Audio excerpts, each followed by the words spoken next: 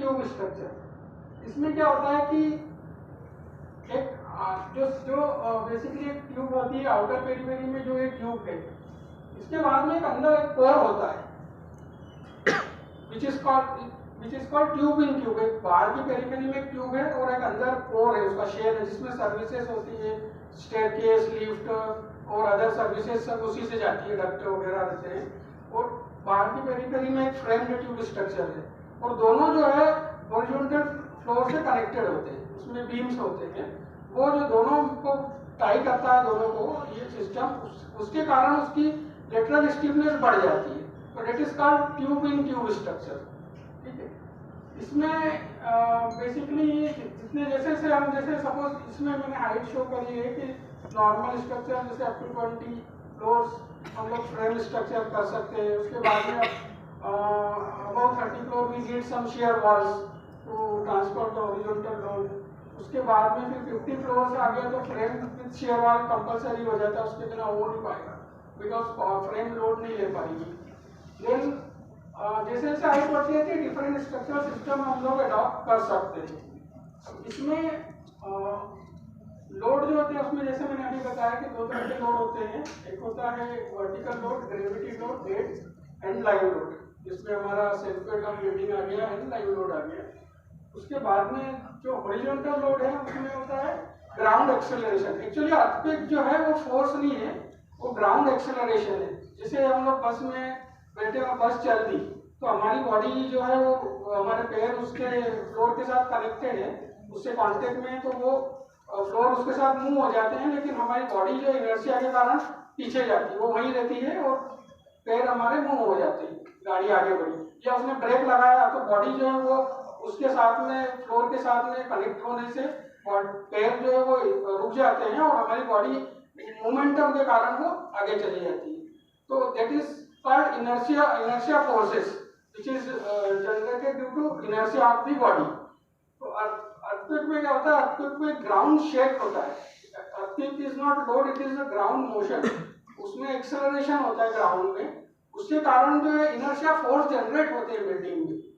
उसमें earthquake के कोई फोर्स नहीं लगते, जैसे विंड के डायरेक्ट फोर्स लगते हैं बिल्डिंग को, विंड आती है बिल्डिंग को डिफॉर्म करती है हॉरिजॉन्टल फोर्स देके।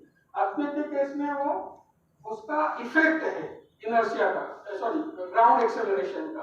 ठीक है, अब दूसरा उसमें जो लोड आता है, जो हाई राइज के में रिस्पेक्ट में बात कर रहा हूँ, हाई राइज में दूसरा प्रॉब्लमेटिक लोड है वो है विंड लोड। जैसे जैसे हाइट बढ़ती जाती है विंड फोर्सेस बढ़ते जाते हैं। इसमें क्या होता है कि एक लिमिट के बाद में अत्यधिक फोर्सेस डोमिनेट नहीं होते हैं। जब हम कंपेयर करें सपोज बिल्डिंग की हाइट से 20 फ्लोर से या 25 हो गई, 30 हो गई, तो उसमें क्या होता है धीरे धीरे धीरे धीरे विंड फोर्सेस गवर्निंग हो जाते हैं। जैसे जैसे हाइट बढ़ती जाएगी विंड का जो बेस शेयर है, जो हॉरिजॉन्टल फोर्स होता है और बेस पे जो शेयर जनरेट होता है उसको वी कॉल्ड बेस शेयर। तो विंड का बेस शेयर जो है वो काफी ज्यादा बढ़ जाता है, इतना ज्यादा बढ़ जाता है कि कई बार वो अर्थक्वेक के बेस शेयर से 2 या 3 टाइम हो जाता है। मतलब इसका सीधा सीधा मतलब ये हो गया कि यदि हम बिल्डिंग को की हाइट बढ़ाते जाएंगे तो बिल्डिंग जो है अर्थक्वेक में सेफ होती जाएगी, because we are designing for much higher base shear due to wind load. तो सपोज बिल्डिंग की हाइट बढ़ के से 60 फ्लोर हो गई, 70 फ्लोर हो गई, तो वो बिल्डिंग अर्थक्वेक में फेल हो ऐसा बहुत कम चांसेस है, बिकॉज उसके ऊपर जो हॉरिजॉन्टल इफेक्ट आ रहा है विंड लोड का वो बहुत ज्यादा होता है compare to earthquake load because of its height.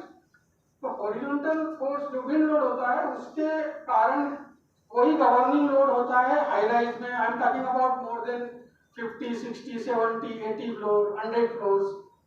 उस केस में वो बढ़ते जाता है। अब उसमें एक और प्रॉब्लम होती है कि विंड लोड जो 2 टाइप के होते हैं, स्टैटिक विंड लोड, एक dynamic wind load. Static wind load में जो हम बेसिकली हम लोग एनालिसिस करते हैं कि विंड आई, विंड फोर्स लगा बिल्डिंग डिफॉर्म हो गया, लेकिन एक्चुअली ऐसा होता नहीं है। जब विंड आती है तो विंड में क्या होता है, गस्ट होता है, विंड में एक झटका होता है, हवा तेजी से आई, बिल्डिंग को एक झटका लगा, जर्क लगा और फिर बंद हो गई हवा। तो उस केस में क्या होता है कि वो डायनामिक फोर्सेस जनरेट होते हैं विंड में बिल्डिंग को, तो 2 are called dynamic wind load.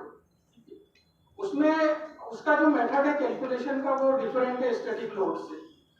Wind load के को डील करने के लिए इसमें एक और प्रॉब्लम होता है, जैसे जैसे आप हाइट बढ़ती जाती है तो विंड लोड के से जो डिफॉर्मेशन है वो तो कंट्रोल करने ही होते हैं, लेकिन उसके साथ में एक और प्रॉब्लम होती है कि जैसे हाइट बढ़ती जाएगी उसमें बिल्डिंग का जो एक्सेलरेशन है अपर फ्लोर का वो भी कंट्रोल करना पड़ता है। नहीं तो क्या होगा कि आप बिल्डिंग में जब ऊपर के लास्ट फ्लोर पे कोई रहेगा तो उसको ऐसा लगेगा कि वो झूले में बैठा है, उसको चक्कर आएंगे, उसको डिस्कम्फर्ट फील होगा। उस केस में जब विंड आएगी तो बिल्डिंग हिलर आपको दिखेगा नहीं, वो विजिबली वो से उसके डिफॉर्मेशन से 100 mm में 200 mm में, but it will not be visible और उसके कारण कहीं क्रैक वैक भी जनरेट नहीं होंगे, क्योंकि it is relative deformation between the floors, relative drift between the story. So वो जो है एक ह्यूमन बॉडी का एक सेंसिंग लेवल होता है एक्सेलरेशन को। जैसे हम लोग जैसे लाइट को हम देखते हैं तो लाइट का स्पेक्ट्रम बहुत बड़ा है, उसमें काफी सारे वेवलेंथ है, लेकिन हमको एक पर्टिकुलर वेवलेंथ ही दिखाई देता है क्योंकि हमारी जो आईज बनाई है ऊपर वाले ने वो उस पर्टिकुलर वेवलेंथ को ही देख पाती है, लेकिन बाकी वेवलेंथ भी है जो हम लोग दूसरे इंस्ट्रूमेंट से देखते हैं, जैसे अल्ट्रावायलेट सॉरी यूवी में या इंफ्रारेड तो वो हम लोग देख नहीं पाते, but it is there, it is exist. So वैसे ही क्या होता है कि एक्सेलरेशन को सेंस करने का ह्यूमन बॉडी की कैपेसिटी होती है, इट इज 0.16 मिली जी, ग्रेविटेशनल एक्सेलरेशन का 0.16 मिली। तो उससे ज्यादा यदि एक्सेलरेशन हुआ तो उसको फील होने लग जाएगा कि कुछ तो गड़बड़ है, या उसको ऐसा लगेगा कि मैं झूले में बैठा हूँ, उसको अपर फ्लोर हिलेंगे, उसको डिस्कम्फर्ट फील होने लगेगा, चक्कर जैसा आएगा। सबको नहीं आएगा, उसमें भी ऐसा होता है कि हर किसी की बॉडी अलग अलग सेंस करती है, किसी की बॉडी बहुत कम एक्सेलरेशन को भी सेंस कर देती है, तो मिनिमम जो है वो 0.16 मिली जी लिमिट है। इसमें क्या होता है कि जब डायनामिक विंड लोड लगा तो बिल्डिंग का टॉप पोर्शन जो उसको एक्सेलरेट हुआ, तो एक्सेलरेट होने के कारण जो उसका टॉप का जो एक्सेलरेशन है वो कैलकुलेट करना पड़ता है, वो चेक करना पड़ता है कि वो 0.16 मिली जी से ज्यादा तो नहीं है। यदि वो ज्यादा हो गया तो फिर आपको फील होने लग जाएगा, तो वो वैसे कंट्रोल होता है। तो उसके कारण उसको कंट्रोल करने के लिए क्या होता है कि बिल्डिंग की स्टिफनेस बढ़ानी पड़ती है, बिल्डिंग को डिफॉर्मेशन कम करना पड़ता है, या उसको एडिशनल स्टिफनेस देना पड़ती है जिसके कारण वो एक्सेलरेशन कम हो, या कुछ मास का डिस्ट्रीब्यूशन करना पड़ता है उसके वर्टिकल हाइट में जिसके कारण वो एक्सेलरेशन बैलेंस हो जाए। जैसे हम लोग देखते हैं ना मास डैम्पर वगैरह होते हैं, तो मास डैम्पर या ट्यून लिक्विड डैम्पर होते हैं कुछ, वो इसी तरह से डिजाइन किए जाते हैं कि वो जो बिल्डिंग का एक्सेलरेशन है टॉप का और डिफॉर्मेशन उन दोनों को कंट्रोल करते हैं। तो इसमें जो जैसा मैंने आपको अभी बताया कि वर्टिकल जो हाई राइज स्ट्रक्चर्स है उसमें धीरे धीरे करके विंड गवर्निंग होते जाता है जैसे जैसे हाइट बढ़ती जाती है, और अर्थक्वेक जो है वो गवर्निंग नहीं रहता है, वो बिल्डिंग अर्थक्वेक में सेफ होती जाती है, टॉल जैसे इस बिल्डिंग की हाइट बढ़ती जाएगी। अब इसमें एक और चैलेंज आता है कि जैसे हम लोग ने जो कॉलेज में पढ़ा है कि कॉलम हमेशा वर्टिकल एलिमेंट होता है जो वर्टिकल लोड लेता है, ठीक है। एक वर्टिकल लोड है उसके लिए हमारे पास कॉलम एलिमेंट है, और हॉरिजॉन्टल लोड के लिए हमारे पास शेयर वॉल है, जैसा मैंने अभी डिस्कस किया। लेकिन सपोज आर्किटेक्ट क्या होता है, आर्किटेक्ट जो है वो एक ड्रीम मर्चेंट है, वो एक सपना देखता है, ठीक है। वो सपने को पूरा करने की रिस्पॉन्सिबिलिटी स्ट्रक्चर इंजीनियर की होती है प्राइमरीली, उसके बाद फिर कॉन्ट्रैक्टर आता है, उसके बाद सर्विस कंसल्टेंट। तो वो जो इमेजिनेशन करता है वो उस इमेजिनेशन को रियलिटी में कन्वर्ट करने की रिस्पॉन्सिबिलिटी स्ट्रक्चर इंजीनियर की होती है। कि उसका जॉब जो है बहुत ज्यादा डिफिकल्ट होता है, बिकॉज आर्किटेक्ट ने सपोज, मैं आर्किटेक्ट के बारे में गलत नहीं बोलूंगा, मैं बता रहा हूँ कि आर्किटेक्ट ने एक ऐसे लाइन खींच दी थी कर्व, अब उसको तो कुछ नहीं, उसने एक कर्व खींच दी, बट उस कर्व को स्टेबल करना उसमें पसीने आ जाते हैं, because ultimate responsibility lies with the structure consultant. तो आर्किटेक्ट हम सब जो मैं अभी टॉपिक पे आ रहा था कि जैसे कॉलम है हमारा वर्टिकल कॉलम है, वो वर्टिकल लोड ले रहा है, लेकिन सपोज आर्किटेक्चर फॉर्म ऐसा है कि जिसमें उसने आर्किटेक्ट ने ऐसा किया कि मुझे तो ऐसा चाहिए कॉलम, मेरा बिल्डिंग ऐसा जाएगा, या मुझे ऐसी बिल्डिंग चाहिए झुकी हुई। वो उनको कुछ डिफरेंट करना होता है, उनका भी एक ऐसा होता है कि उनको कुछ डिफरेंट कॉन्सेप्ट देना होता है। तो उस केस में क्या आ गया, प्रॉब्लम कहाँ आ गई कि उसने आपसे डिमांड कर दी कॉलम इंक्लाइन चाहिए, उसकी डिमांड को सेटिस्फाई। वो ऐसा नहीं बोल रहा है आपने एक वर्टिकल कॉलम लिया, फिर यू कैंटिलीवर किया, फिर उधर कॉलम पे कैंटिलीवर फ्लोटिंग करा, फिर आगे लेके, ऐसा नहीं मान रहा वो क्या मान रहा है कि मुझे तो कॉलम बिल्डिंग की प्रोफाइल में चाहिए, बिल्डिंग की आउटर पेरिफेरी जैसे जा रही है उसी शेप में मुझे कॉलम चाहिए। तो वहां पर चैलेंज क्रिएट हो जाता है कि उसको कैसे डिजाइन करें।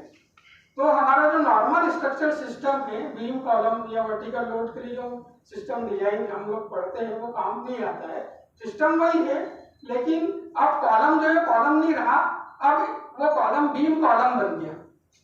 ठीक है, बीम कॉलम भी पढ़ा है हम लोगों ने इंजीनियरिंग में कि कॉलम में जब वर्टिकल लोड के साथ में बेंडिंग भी आ जाती है then it becomes beam column. तो वो कॉलम इंक्लाइन होने के कारण वो एक मतलब पर्टिकुलर प्रोफाइल में जाने के कारण वो बीम कॉलम बन गया। अब उसमें दूसरा चैलेंज क्या आ गया कि उसने आर्किटेक्ट ने बोला कि मुझे ऐसा प्रोफाइल चाहिए, फिर वापस चाहिए इधर,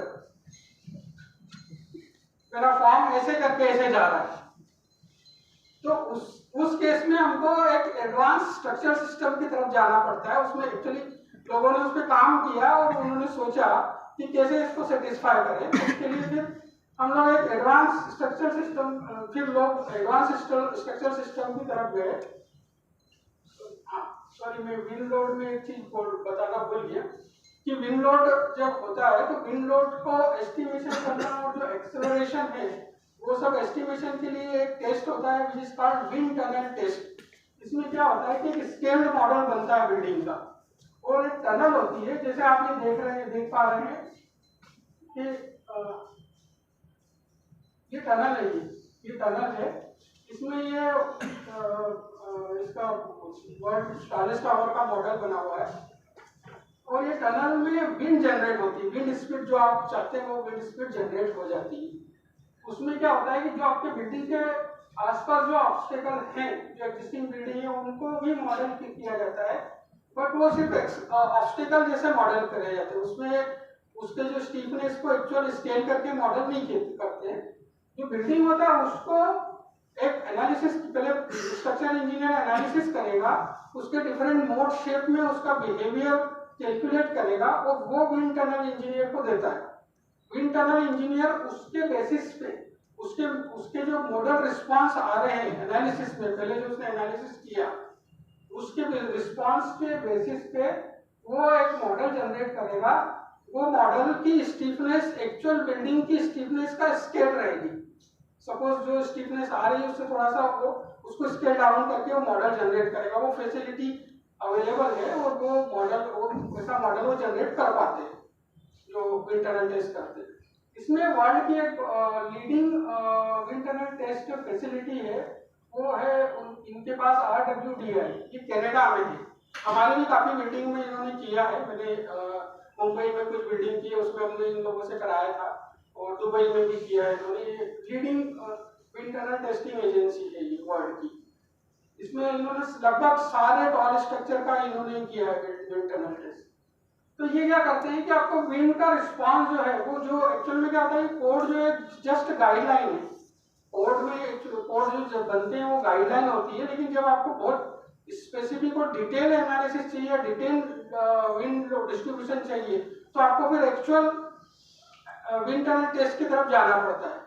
क्योंकि इसमें क्या होता है कि विंड टनल टेस्ट में सिर्फ बिल्डिंग का रिस्पांस नहीं होता है, उसके आउटर सरफेस पे जो ग्लेजिंग लगती है या उसके जो क्लैडिंग लगती है उसके ऊपर भी क्या फोर्सेस आएंगे वो भी देते हैं। सपोज से इट इज समझो 80 फ्लोर है या 100 फ्लोर पे कोई ग्लेजिंग लगी हुई है, आप इमेजिन नहीं कर सकते उस पर कितना विंड लोड आएगा।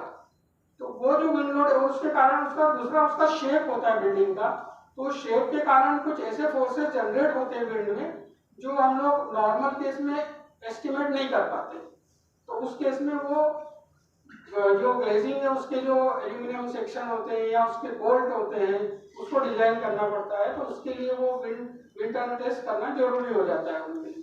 दूसरा, जो कुछ ऐसे हिडन फोर्सेस जो हम लोग को एस्टिमेट नहीं होते हैं वो भी उसमें पता चलते हैं। उसमें क्या करते हैं लोग, ये बिल्डिंग का ये मॉडल बनाते हैं और उसमें विंड फोर्सेस जनरेट करते हैं, और ये जो आप देख रहे हैं टेबल, ये टेबल जो है वो घूमती है, इसका बेस नहीं, तो इसमें क्या होता है कि बिल्डिंग के एक फेस पे आपने एस्टिमेट कर लिया लेकिन दूसरे फेस पे क्या होगा पता नहीं है, तो उसके कारण ये जो है डिफरेंट एंगल पे इसको घुमाते हैं इस टेबल को, और इसका रिस्पांस जो है वो कंप्यूटर से रिकॉर्ड हो जाता है। ठीक है, अब ये भी एक अपने आप में एक टॉपिक है जिसपे हम लोग बहुत डिटेल में बात कर सकते हैं कि कैसे विंड टनल टेस्ट होता है और कैसे उसको किया जाता है। हम लोग बाद में कभी इस पर बात करेंगे। ये जो आप देख रहे हैं ये भी ये विंड टनल इंजीनियर हैं और इन्होंने ये मॉडल बनाया। इसमें ये जो बिल्डिंग है, एक्चुअल बिल्डिंग है, ये जो बिल्डिंग है स्केल्ड स्टीफनेस के साथ में बिल्डिंग मॉडल बनता है। बाकी सब ऑब्स्टेकल होते हैं, जैसे ये येलो ये जो बिल्डिंग को बनाया है इनके लिए एक्चुअल टेस्ट बिल्डिंग है और बाकी ऑब्स्टेकल है। ठीक है, अब जो मैंने आपसे अभी बात की थी कि सपोज आर्किटेक्ट ने कुछ उल्टा सीधा सोच लिया और हम लोगों को उसको स्टेबल करना है, तो कैसे करेंगे? ये स्ट्रक्चर सिस्टम है उसके लिए। कोई बता सकता है क्या है स्ट्रक्चर सिस्टम? एनीबॉडी? इसका नाम diagrid. Yes, correct, it is called diagrid structure system. इसमें क्या होता है कि कॉलम नहीं होते, वर्टिकल कॉलम नहीं होते हैं। इसमें क्या होता है कि एक ग्रिड होती है कॉलम की। कॉलम मतलब अब इसमें क्या हो गया कि ये जो कॉलम है वो इंक्लाइन हो गया, जैसा मैंने अभी आपसे बात किया था कि उसको वर्टिकल कॉलम नहीं चाहिए, कॉलम इंक्लाइन हो गया। इंक्लाइन होने से जो भी शेप है वो शेप में वो स्ट्रक्चर बन जाता है, बिकॉज उसमें एक नोड भी होती है जिससे हम डायरेक्शन चेंज कर सकते हैं। ठीक है, ये न्यूयॉर्क का एक टावर है जो नॉर्मल आर्किटेक्ट नॉर्मन फोस्टर ने बनाया है, इसको काफी अवार्ड भी मिला। इसके बाद में ये एक म्यूजियम है दुबई में बन रहा है, इसको most beautiful building of the world का अवार्ड मिला है। मैं आगे इसके बारे में भी बात करूंगा इसकी डिटेल में। और ये एक आर्किटेक्ट है जहा हदीद करके, उन्होंने एक बाकू में बनाया है अजरबैजान में ये बिल्डिंग। उनके स्ट्रक्चर जो है वो ऐसे फ्लूट फॉर्म में ही होते हैं, इसको कि पैरामेट्रिक आर्किटेक्चर बोलते हैं। वो फ्लूट फॉर्म में वो डिजाइन करते हैं। अभी है नहीं, उनकी डेथ हो गई है, उनका बट फॉर्म चलता है उन्हीं के नाम से। उनकी भी एक इंटरेस्टिंग स्टोरी है कि वो she was MSc in geometry, उसके बाद उनको फील हुआ कि मुझे आर्किटेक्चर करना चाहिए, तो उन्होंने आर्किटेक्चर किया। जब वो दूसरे फील्ड से कोई आता है तो वो कुछ वंडर कर देता है।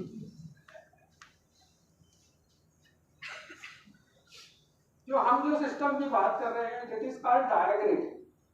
डायग्रिड इसलिए बोलते हैं कि इसमें डायगोनल ग्रिड होती है, डायगोनल ग्रिड होती है कॉलम। इसमें क्या होता है कि it is first introduced by Vladimir Shukhov as hydrochloride towers for water tank. Water tank के जो टावर्स होते हैं उसके लिए उसने पहले इंट्रोड्यूस किया था इन्होंने। Then it is revived by Foster Norman. It consist of structure with RCC core and grid of diagonal member around it। जो मैं अभी आपसे डिस्कस करा था मैंने कि ट्यूब इन ट्यूब स्ट्रक्चर होते हैं जिसमें कोर होता है RCC और आउटर पेरिफेरी पे ग्रिड होती है। वर्टिकल कॉलम नहीं होते इसमें बिल्कुल भी। तो उसमें क्या होता है कि एस्थेटिकली विजिबिलिटी ज्यादा होती है और since there is use of perimeter diagonal grid hence it's termed as diagrid।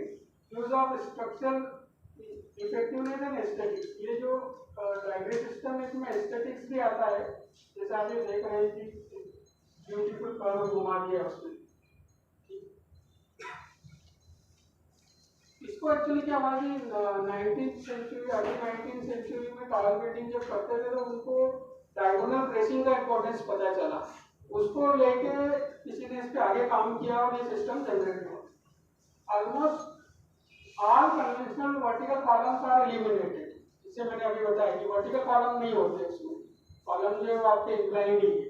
अब वो कॉलम जो है इंक्लाइंड है और वो दोनों फोर्सेस ले रहे हैं, वो मतलब हॉरिजॉन्टल फोर्सेस को भी रेजिस्ट कर रहे हैं और वर्टिकल को भी रेजिस्ट कर रहे हैं। इसका Triangulation provide efficient load carrying system. Diagonal members in direct system can carry vertical as well as lateral load. इसका एक बहुत ही सिंपल सा एग्जांपल मैं बताता हूँ. आपने देखा होगा कि ट्राइपॉड होता है. ट्राइपॉड पहले लोग यूज करते हैं ना.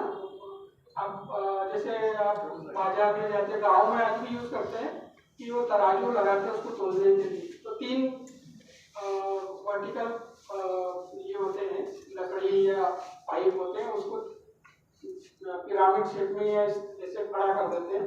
तो वो इसलिए होता है कि वो वर्टिकल लोड तो लेता है, वो हॉरिजॉन्टल लोड भी ले लेता है. उसको हॉरिजॉन्टल जो जर्क आता है वो उसको रेजिस्ट करता है. तो इसमें इसकी ब्यूटी यही है कि ये जो सिस्टम होता है इसमें vertical as well as lateral load वो आसानी से ले लेता है. ठीक है, जैसे अभी मैं बात कर रहा था आपको, ये स्ट्रक्चर, ये बिल्डिंग जो है वो ऐसे करके आगे और फिर वापस रिवर्स जो है वो जा रही है. यहाँ से जो है ये अबू धाबी में कैपिटल टावर इसका नाम है. ये ऐसे करके ऐसे नहीं. अब इसको नॉर्मल वर्टिकल कॉलम के साथ डिजाइन करना इम्पॉसिबल है. कर सकते हैं बट उसके इसमें क्या होगा कि आपको यहाँ पर से यहाँ तक सीधा कॉलम लाना पड़ेगा, फिर यहाँ से फ्लोट करके टेढ़ा करना पड़ेगा, फिर फ्लोट करना, फिर फ्लोट करना, ऐसे करते जाना पड़ेगा. वो आर्किटेक्ट परमिट नहीं करेगा बिकॉज उसका वो अंदर का स्पेस यूजलेस हो जाएगा. तो उस केस में ये इस टाइप के जो प्रॉब्लम्स है वो सॉल्व हो ही नहीं सकते वर्टिकल कॉलम के साथ. तो इसमें क्या हो रहा है कि आपका लोड कैरिंग मेंबर जो है वो कर्वेचर में घूमता जा रहा है. अब वो कर्वेचर में जैसे इंक्लाइन मेंबर पे आपने लोड लगा दिया, वर्टिकल लोड आया, तो वो वर्टिकल लोड एक नोड होती है, वो नोड के थ्रू ट्रांसफर होता है. तो वो नोड जो है वो लेटरल डिफॉर्म हो सकती है, वो आउट ऑफ प्लेन भाग सकती है. तो उस नोड को फ्लोर के साथ में टाई करके स्टेबिलिटी दी जाती है उस नोड को.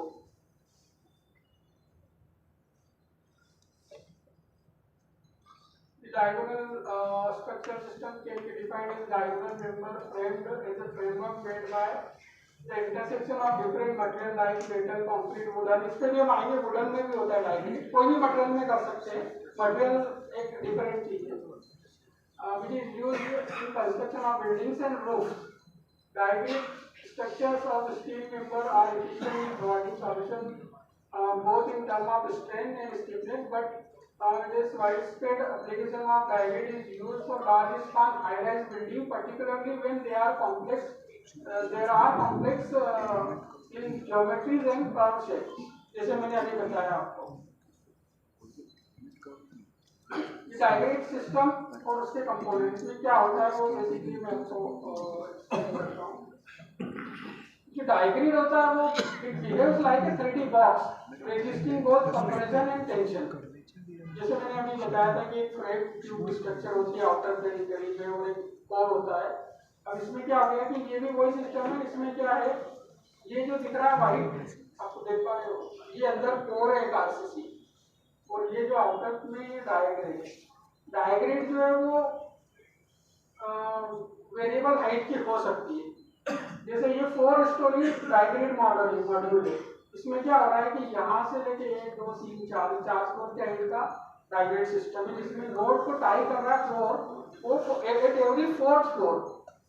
वो एक्चुअली उसका भी एक रीजन है कि वो क्यों करना पड़ता है कि जब हाइट बढ़ती है तो डायग्रेड का एक एंगल होता है, वो उसके बारे में हम बात करेंगे. तो उस एंगल को मेंटेन करने के लिए कितने नंबर ऑफ फ्लोर के बाद में टाई करना है वो डिसाइड करते हैं उससे. तो जैसे सपोज ये 4 फ्लोर का एक मॉड्यूल है. अब इसमें क्या हो रहा है कि ये वर्टिकल लोड है, ये जैसे इस फ्लोर का लोड इस पॉइंट पे आया, इसका इस पॉइंट पे आया, तो ये जो फोर्सेस हैं ये बेंडिंग क्रिएट करते हैं उसमें डायगोनल मेंबर में. तो डायगोनल मेंबर में 2 तरह के फोर्सेस हो गए, एक तो हो गया एक्शियल फोर्स और दूसरा हो गया बेंडिंग. अब उस केस में क्या होता है कि जो एक्शियल फोर्स होता है वो बेंडिंग को एनहांस करता है. सपोज आपका एक कॉलम है और उसमें बेंडिंग है, वो ऐसे बेंड हो रहा है, बेंडिंग फोर्सेस आ रहे हैं और उसके साथ में एक्शियल फोर्सेस है, तो बेंडिंग डिफॉर्मेशन देगा. सपोज दैट इज डेल्टा, तो पी डेल्टा इफेक्ट भी आने लगता है उसमें. तो उसके लिए डिजाइन करना होता है, उसको उसकी स्टीफनेस देनी पड़ती है. तो जैसे मैंने अभी बताया कि ये जो सिस्टम होता है ये इसमें क्या होता है, बिल्डिंग एक 3D बॉक्स जैसा बिहेव करता है. और वो दोनों फोर्सेस को रेजिस्ट करता है, कंप्रेशन और टेंशन। नॉर्मली डाइग्रेड स्टील में करते हैं, आउटर कोर उसका आउटर पेरिफेरी में स्टील होता है, बाकी सब आरसीसी कर सकते हैं अपन। बाकी जैसे सपोज कनेक्टर नोड पे आपने कनेक्ट कर लिया और आरसीसी बीम को इससे कनेक्ट कर दिया तो भी वो पूरा आरसीसी हो सकता है, कोई प्रॉब्लम नहीं उसमें। या फिर आप उसको डेक स्लैब भी कर सकते हैं कि स्टील बीम टू कोर को आपने कनेक्ट कर दिया, डेक शीट डाल के उस पर कंक्रीट कर दिया, तो वो इम्पोर्टेंट नहीं है। डाइग्रेड स्ट्रक्चर रेजिस्ट वाटर, जैसा मैंने अभी बताया था वो बिल्डिंग जो था उसमें, ये जो बिल्डिंग है ये बिल्डिंग नॉर्मल बिल्डिंग नहीं है, ये बिल्डिंग में ओवर टर्निंग आ रही है, मतलब ग्रेविटी लोड में ही इसमें जो है ओवर टर्निंग इफेक्ट आ रहे हैं। नॉर्मली केस क्या होता है कि जब लेटरल लोड आते हैं तो ओवर टर्निंग इफेक्ट आ सकते हैं, लेकिन इसमें क्या हो रहा है कि ग्रेविटी लोड में ओवर टर्निंग आ रहा है, बिकॉज वो बिल्डिंग जो है उसके सीजी से बाहर जा रही है, ये आउटर जो मास है वो सीजी से बाहर जा रहा है। सपोज का मास सेंटर अपर पार्ट का यहाँ पर है और ये इसका सीजी यहाँ पर है नीचे लोअर पार्ट का, तो वो एक कपल फॉर्म करेगा जो बिल्डिंग को गिराने की कोशिश करेगा बाहर की तरफ। तो वो जो कपल जनरेट हो रहा है, जैसे मैंने अभी बताया कि diagrid structure can resist overturning, उसमें कंटीन्यूअस टेंशन रहेगा उन कॉलम में, जो दूसरे कॉलम में। लेकिन स्टील इसलिए यूज करते हैं कि steel is equally strong in compression as well as tension. Concrete में वो प्रॉपर्टी नहीं है, कंक्रीट जो वो it is very strong in comparison but it is not strong in tension. तो उसके लिए जो हम लोग कंपोजिट सिस्टम में जाते हैं, that is called RCC system, जिसमें हम क्या करते हैं कि कंक्रीट की कंप्रेशन प्रॉपर्टी को यूज करते हुए उसमें थोड़ा सा स्टील डाल देते हैं ताकि वो टेंशन में भी स्ट्रांग हो जाए। 2% होता है नॉर्मली, 2 या 3%, बट 94% तो कंक्रीट होता है वो, ठीक है। अब इसमें क्या होता है कि ये मॉड्यूल बन जाते हैं जिसमें सब इक्वल है, इसको ये एक ही साइज के समझो मेंबर्स आ रहे हैं सारे और उसके एंगल भी कांस्टेंट है, तो वो जो it is it can deal with complex architecture forms and can deal easily. जैसे उसके पीसेस में उसको आप जोड़ते जाओ तो आपका बिल्डिंग खड़ा हो जाएगा। लेकिन इसमें क्या होता है कि स्किल्ड टेक्निक्स लगती है और टेक्नोलॉजी लगती है, लोग स्किल्ड होना, बिकॉज ये आप उसको फैब्रिकेट नहीं कर सकते ऑन साइट पे, ये कोई है। इसमें एक्चुअली एक और प्रॉब्लम होता है कि जो भी एलिमेंट होते हैं इनको नंबरिंग करना पड़ता है, यूनिक आईडी देना पड़ता है। जैसे फैक्ट्री से बन के आया तो उसको एक यूनिक आईडी होता है, वो आईडी के अकॉर्डिंग जो है वो कॉन्ट्रैक्टर उसको असेंबल करते जाता है, उसकी ड्राइंग रहेगी उसके हिसाब से वो उसको जोड़ते जाएगा। वो नोट का भी एक यूनिक नंबर देना पड़ता है उसको, ठीक है। बट उसके बाद में एक बार सिस्टम स्टेब्लिश हो गया तो बहुत आसानी से उसको कर सकते हैं। इसमें it is easy and efficient distribution of loads, aesthetically dominant and expressive, and 20% reduction in structural steel compare to conventional system. ये इसमें इसका एक बहुत बड़ा एडवांटेज है कि इसमें स्टील जो है वो नॉर्मल अपन सिस्टम में जाते हैं उससे 20% कम लगता है। उसका कारण है कि ट्राइंगुलेशन, जो ये क्या हो रहा है कि ट्राइंगल जो होता है ना वो it is very strong, it carries the horizontal load and lateral load also. तो उसका जो बिहेवियर है डाइग्रेड का ट्राइंगुलेशन के कारण वो ही स्टील सेव करता है, वो जो मटेरियल की स्ट्रेंथ है वो यूटिलाइज हो जाती है काफी। हम उसमें आगे बढ़ेंगे क्या कैसे होता है। ये जैसे लेटरल लोड आया, हॉरिजॉन्टल फोर्स लगा बिल्डिंग को, तो उस केस में समझो ये डाइग्रेड का मॉड्यूल है, ठीक है। इसमें ये हॉरिजॉन्टल फोर्स आने से इसमें कंप्रेशन आएगा, इसमें टेंशन आएगा। This is pushing the joint compression and this is pulling the joint tension. और ये इसमें बेस में भी टेंशन जनरेट होगा हॉरिजॉन्टल फोर्स के कारण, ठीक है। वर्टिकल फोर्स आएगा तो इसमें भी कंप्रेशन है, इसमें भी कंप्रेशन है और बॉटम में हमेशा टेंशन आएगा।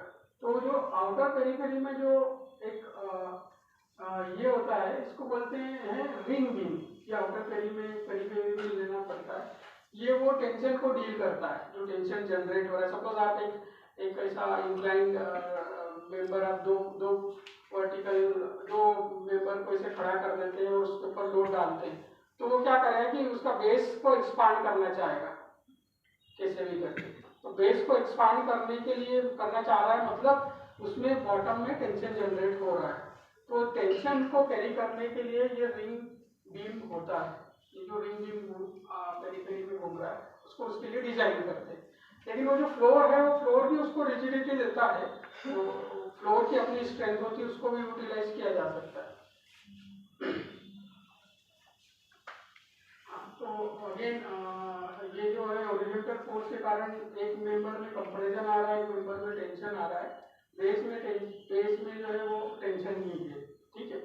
वर्टिकल लोड में दोनों मेंबर में कंप्रेशन है, बेस में टेंशन है। अभी जो ये जो दूसरा इसमें जो है, इसमें वर्टिकल लोड में इसमें बिहेवियर दिखा, जैसे वर्टिकल लोड ऊपर की तरफ जा रहा है तो ये दोनों मेंबर में टेंशन जनरेट होगा, वो खींचेगा तो ऊपर की तरफ, और इस वर्टिकल लोड जब नीचे आएगा तो दोनों में कंप्रेशन होगा। और हॉरिजॉन्टल लोड में वही होगा, एक में कंप्रेशन एक में टेंशन। जैसे मैंने बताया ऐसे करके जाएगा, जैसे आप खड़े हैं स्ट्रेट और आप थोड़ा सा आगे की तरफ झुकेंगे, पैर बिल्कुल चिपका के फ्लोर से, तो आपको फील हो जाएगा कि आपके एडियो में टेंशन आ रहा है और आपके आगे के पोर्शन में कंप्रेशन आ रहा है। तो सिमिलर वे में वो वैसे होता है। ये जो है डायगोनल मेंबर्स है, ये फ्लोर बीम्स है और इसको बोलते हैं रिंग बीम्स, जो कि फ्लोर लेवल पे आता है। अब जैसे इसमें हाइट के हिसाब से जो डिस्ट्रीब्यूशन होता है उसमें क्या होता है कि जैसे जैसे आप नीचे जाएंगे तो आपका जो फोर्स है वो बढ़ते जाएगा, क्योंकि आपका नंबर ऑफ फ्लोर्स है वो ऐड होते जाएगा, तो कंपैरिजन या टेंशन नीचे की तरफ बढ़ते जाता है। तो जैसे आप 30 फ्लोर का कर रहे हैं तो जैसे जैसे नॉर्मल हमारा डेड लोड लाइट लोड के केस में होता है कि लोड जो जैसे बढ़ते जाता है, नंबर ऑफ फ्लोर बढ़ते हैं तो लोअर फ्लोर पे लोड बढ़ते जाता है। सिमिलर वे में वैसे होता है। अब इसमें जो मैंने अभी बात किया था कि बहुत ही इंपॉर्टेंट इसमें एक एलिमेंट होता है, वो होता है नोड, डाइग्रिड नोड। ये जो नोड है इसके थ्रू ही सारे फोर्सेस ट्रांसफर हो रहे हैं, जो हॉरिजॉन्टल जो भी फोर्सेस आ रहे हैं, कंप्रेशन और टेंशन। और ये नोड जैसे ये मॉड्यूल, ये क्या मॉड्यूलर स्ट्रक्चर है, इसको आपको साइड पे असेंबल करना है, पीसेस में आएगा आपको असेंबल करना है, आप इसको पूरा बना नहीं सकते। तो इसके लिए क्या होता है कि ये नोड होती है और ये नोड से जो मेंबर हैं ये वर्किंग कर रहे हैं, ये लोग ये इसको इसमें फिट करते हैं और ये एक्चुअली ये इजीली हो जाता है। आजकल जो सॉफ्टवेयर आते हैं लाइक टेक्ला या दूसरे सॉफ्टवेयर है उसमें मॉडल करके और ये फैब्रिकेशन हो जाता है, उसको फिर साइड पे असेंबल करते हैं। तो पीस बाय पीस असेंबल करके 2 कॉलम लगा दिए, फिर ये नोड को मोल्ड करेंगे, उसके बाद फिर ऊपर के 2 कॉलम लगाएंगे, फिर हॉरिजॉन्टल मेंबर लगाते जाएंगे। टेम्पररी उसको टाई करके गाइडों वगैरह से लगा के रखना पड़ता है। तो ये जैसे नोड, इसमें ये वेल्डेड नोड है, इसमें यहाँ पर अंदर से बोल्टिंग किया हुआ है, एक प्लेट है इसमें थ्रेड करके और अंदर से इसको बोल्ट लगाया टेम्पररी और फिर उसको वेल्ड कर दिया पोजीशन में। इस केस में ये पूरा 100% बोल्टेड स्ट्रक्चर है और इसमें जो है वो partially bolted and welded structure. अब जैसे नोड की हम बात करें तो ये नोड है, इस पे वर्टिकल लोड में कंप्रेशन होता है। ये जो लाइन आ रही है कंप्रेशन की, फोर्स ऐसे आ रहा है, यहाँ से ऐसे आया और यहाँ पर ये जॉइंट पे ये ट्रांसफर होता है, यहाँ से इस कॉलम में जाता है, इस कॉलम से आया इस कॉलम में चला गया, नीचे वाले फ्लोर में चला जाता है। और जब हॉरिजॉन्टल फोर्सेस आते हैं तो उस केस में जो एक नोड में जो कंप्रेशन आया, एक नोड में टेंशन आया, फिर दूसरी अगली नोड में कंप्रेशन आएगा, इसमें टेंशन आएगा। जैसे उसको हॉरिजॉन्टल फोर्स आएगा तो एक नोड में कंप्रेशन, टेंशन आएगा दूसरे में।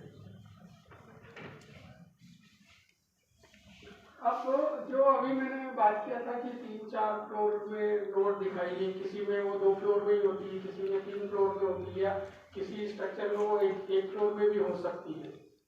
वो डिपेंड करता है बिल्डिंग की हाइट पे और डायग्रिड का जो एंगल होता है वो उसके ऊपर।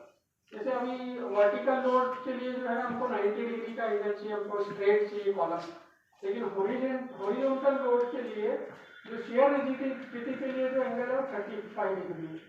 तो डायग्रिड का जो एंगल है वो 60 to 70 डिग्री रखते हैं ताकि उसका ऑप्टिमम यूज हो जाए। Vertical it will act as it will provide vertical as well as horizontal rigidity।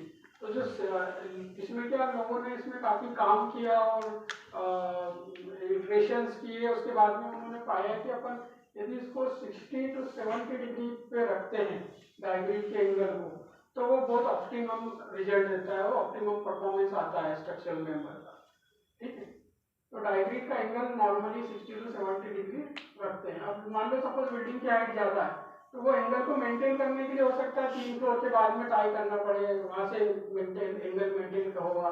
किसी फ्लोर लो राइज बिल्डिंग में 2 फ्लोर में भी हो सकता है, और छोटा बिल्डिंग है तो हर फ्लोर में डाइग्रिड बन जाएगा। तो वो एंगल को मेंटेन करने के लिए हाइट के हिसाब से वो डाइग्रिड का जो सिस्टम होता है, मॉड्यूल होता है, वो जनरेट होता है। अब ये कुछ एग्जांपल है डाइग्रिड के जो मॉडल बने हुए हैं। जैसे ये है, इसमें क्या है, ये यूएस में बना है और architect Norman foster, 46 story building, बहुत ही ब्यूटीफुल बिल्डिंग है ये। अब इसको गूगल पे सर्च करके देखे अंदर से। इसमें क्या है, 4-5 फ्लोर का एक ये एरिया है, इसके ऊपर से डाइग्रिड चालू होता है, नीचे जो है नॉर्मल उसमें कॉलम से, उसके बाद ऊपर से वो डाइग्रिड चालू किया है उन्होंने। ये जैसे आप देख रहे हैं ना, ये स्ट्रेट नीचे से, ये स्ट्रेट है, इसके बाद में यहाँ से वो डाइग्रिड सिस्टम उसका चल रहा है। इसमें क्या कॉर्नर, जो ये कॉर्नर आ रहे हैं, ये एक्चुअली वो डाइग्रिड सिस्टम के कारण ये ऐसा मॉड्यूल बन रहा है, लेकिन वो उन्होंने उसको आर्किटेक्चरल एलिमेंट जैसे यूज कर लिया है।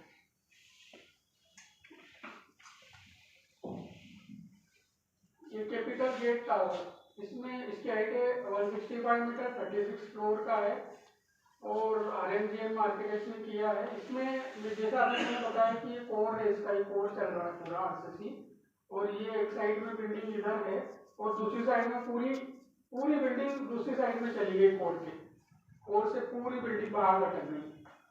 अब नॉर्मल केस में इसको डिजाइन करने जाएंगे तो वो हो ही नहीं सकता है, बिकॉज वो कॉलम हम लोग ऐसे ले नहीं पाएंगे, और आर्किटेक्ट को ये जो प्रोफाइल चल रही है ऐसे, इसी प्रोफाइल में कॉलम चाहिए, उसने बीच में कॉलम कहीं अलाउ नहीं किए, नहीं तो उसका स्पेस जो है वो अनयूटिलाइज रह जाएगा। तो उस ये जो पॉसिबल हुआ है वो डाइग्रिड के कारण ही हो पाया है। इसमें क्या हो रहा है कि ये जो डाइग्रिड है वो ऐसे लोड को धीरे धीरे, लोड ऐसे फ्लो होता है इसमें, ऐसे ऐसे नीचे की तरफ आता है। तो एक और चीज होती है कि नोड में लोड आया तो वो एक दूसरी नोड को ट्रांसफर करता है, दूसरी लोड अगली नोड को ट्रांसफर करती है, तो लोड वर्टिकल नहीं आता है, वो ऐसे फ्लो होता है उसकी प्रोफाइल में, पैराबोलिक स्पाइरल प्रोफाइल में फ्लो होता है वो लोड। तो उस इसमें क्या होता है कि इनकेस बिल्डिंग का कोई ऊपर का पार्ट डैमेज हो गया तो बिल्डिंग कोलैप्स नहीं होता है इसमें, वो लोड फ्लो होकर दूसरे मेंबर को ट्रांसफर हो जाता है। तो ये बहुत अच्छा सिस्टम है इसके कारण। और उसमें वैसा ही होता है कि जो डाइग्रिड, आप इसमें क्या होता है, एक सॉफ्टवेयर है रीनो करके एक सॉफ्टवेयर है, उसमें ज्योमेट्री जनरेट होती है, और ज्योमेट्री जनरेट करके हम लोग ये पूरा इसको नंबरिंग सब सिस्टम कर सकते हैं, टेक्ला में इंपोर्ट करके फिर उसकी सॉफ्टवेयर बन जाती है। और बाकी पार्ट वो इतना डिफिकल्ट नहीं है, एक बार मॉड्यूल फाइनल हो गया, ज्योमेट्री हो गई, तो वो होता है रिपीटेटिव है, एक्चुअली रिपीटिशंस होते हैं उसमें। नेक्स्ट बिल्डिंग है जो अभी दुबई में है, ये 2022 में इसको इनॉग्रेट किया है। इसको most beautiful building of the world का अवार्ड मिला है इस बिल्डिंग को। इसमें क्या है कि बिल्डिंग का आप ज्योमेट्री देखेंगे, इसका फॉर्म जो है वो एकदम कॉम्प्लेक्स फॉर्म है, उसमें वो ये जो इसका पेरीफेरी जा रहा है उसी में डाइग्रिड चल रहा है, और उसी से पूरा फ्लोर सपोर्ट हो रहा है। यहाँ पर देख रहे होंगे आप, डाइग्रिड बना हुआ है, इसमें कॉलम जो है वो वर्टिकल नहीं है। उसमें क्या हो रहा है कि जो उसका आउटर स्किन है उसके थ्रू लोड ट्रांसफर हो रहा है, और आउटर स्किन पे जो है वो डाइग्रिड है।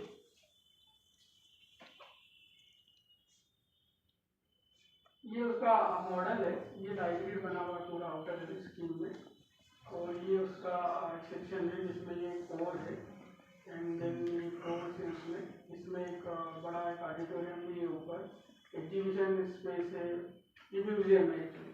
तो ये इसमें क्या हो रहा है कि इसमें ये 2 फ्लोर का मॉड्यूल है, जैसे इसमें हाइट कम है तो ये यहाँ पर 2 फ्लोर की है, एवरी फ्लोर पे इसको टाई किया हुआ है, मतलब लोड जो है वो हर फ्लोर पे आ रही है।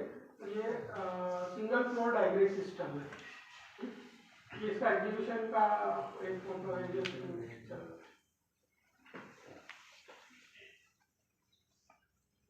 ये जैसे मैंने बताया था अभी, ये जहाँ आर्किटेक्ट्स का है बिल्डिंग अजरबैजान में बाकू में, ये भी एक म्यूजियम है। तो ये एक लिक्विड आर्किटेक्चर है, उन्होंने ऐसे पैरामेट्रिक शेप जनरेट किया और उससे है उसको डाइग्रिड और स्पेस फ्रेम का मिक्स सिस्टम है। ये इट इज नॉट सिंपल डाइग्रिड।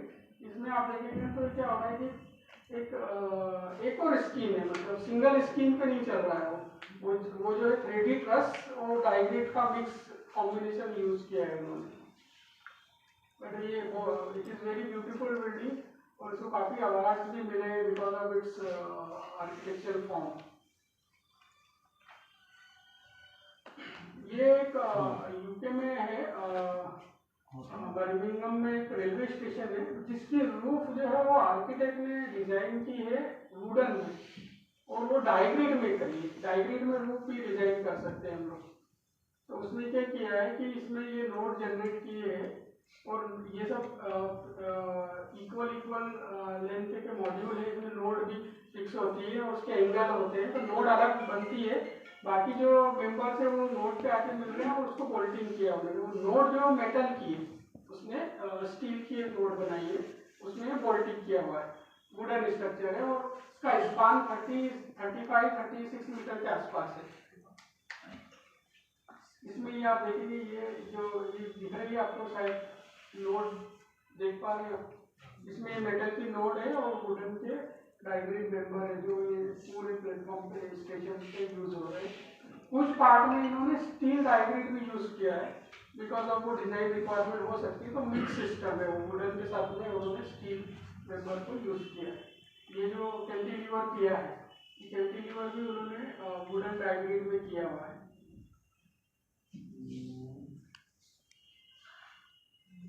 ये भी एक डाइग्रिड बिल्डिंग है, इसका एग्जांपल है। इसमें ये 2 फ्लोर डाइग्रिड सिस्टम है। यहाँ पर लोग एक नीचे बीच में एक फ्लोर आ रहा है इसके, और ये इसमें अगेन वो जो शेप है उसका इलेक्ट्रिकल है, उसके कारण ये जनरेट हो रहा है, ये कॉर्नर्स बन रहे हैं। उसको उसने आर्किटेक्ट ने ऐसे आर्किटेक्चरल फीचर यूज किया। एक बहुत ही ब्यूटीफुल ब्रिज है जो आर्किटेक्ट सैंटियागो कलात्रावा ने किया है। 130 मीटर स्पान का पेडेस्ट्रियन ब्रिज है ये कनाडा में। इसको ये जब हम देखते हैं इसमें क्या किया है, डाइग्रिड की ट्यूब बनी है। नॉर्मली हम लोग क्या करते हैं, ट्रस बनाते हैं, ट्रस को लेके और 2 ट्रस बनाते हैं, बीच में मेंबर्स लेते हैं और उसको कनेक्ट करते हैं। तो उसने क्या किया, हिज अगेन ये जो आर्किटेक्ट है इनके बारे में बताना चाहता हूँ कि ये आर्किटेक्ट भी है और स्ट्रक्चर इंजीनियर भी, दोनों है। तो वो जो उनका स्ट्रक्चर नॉलेज है उसको आर्किटेक्चर के साथ मिक्स करके वंडर्स क्रिएट करते हैं। He is very well known architect and he got many awards. तो उन्होंने क्या किया कि ये 130 मीटर के स्पान पे तो पेडेस्ट्रियन ब्रिज बनाना था, तो उन्होंने इसको एक ट्यूब बना दिया। ट्यूब की जो बेंडिंग स्टिफनेस होती है वो यूज करके, और दूसरा उसको जो भी इस ब्रिज पे जाएगा उसको इसका रिवर का व्यू भी मिलना चाहिए। तो साइड में उन्होंने ग्लास लगा दिया बिकॉज उनको ऑब्स्ट्रक्शन नहीं चाहिए था। तो उन्होंने डाइग्रिड सिस्टम में इसको भी डिजाइन किया। वही जैसे आप देख रहे हैं ये ट्यूबुलर डाइग्रिड है और यहाँ पर ये फ्लोर चल रहा है इसका, ये इसका फ्लोर है और ये जो है डाइग्रिड। इसमें ये मॉड्यूल बने हुए हैं, मॉड्यूल ला के उन्होंने इसको असेंबल करके और साइड पे वेल्ड किया हुआ है। इसकी डिटेल भी अवेलेबल है, देखना चाहें तो।